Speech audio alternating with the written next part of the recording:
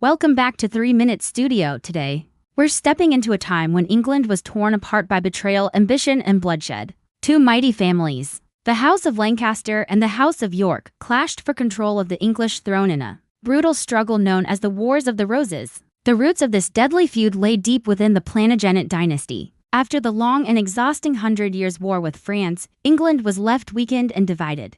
King Henry VI, a Lancastrian, was a gentle and pious man, but also a weak ruler prone to mental illness. Meanwhile, the House of York, led by Richard, Duke of York, believed their bloodline gave them a stronger claim to the throne. In 1455, tensions finally exploded at the Battle of St. Albans, and England plunged headfirst into a devastating civil war for over 30 years. The crown passed back and forth between the rival houses. Kings were made and unmade, nobles switched sides, and families were utterly destroyed. The red rose symbolized Lancaster, while the white rose stood for York, both claiming to rule England by right of birth. The conflict saw famous figures rise and fall: the fierce Queen Margaret of Anjou, Henry's ruthless wife, the brilliant Yorkist Edward IV, who seized the throne, and Richard III, whose ambition and treachery ultimately led to his downfall. But the war's bloodiest finale came at the Battle of Bosworth Field in 1485.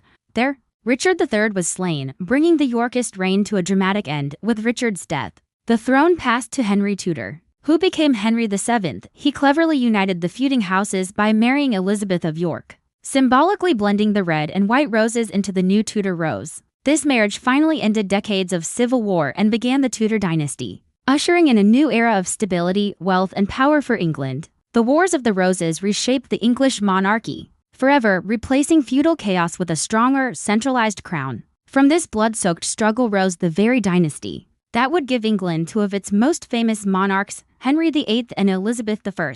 This was 3 Minute Studio. Subscribe now for more short, powerful stories that built our world, one battle at a time.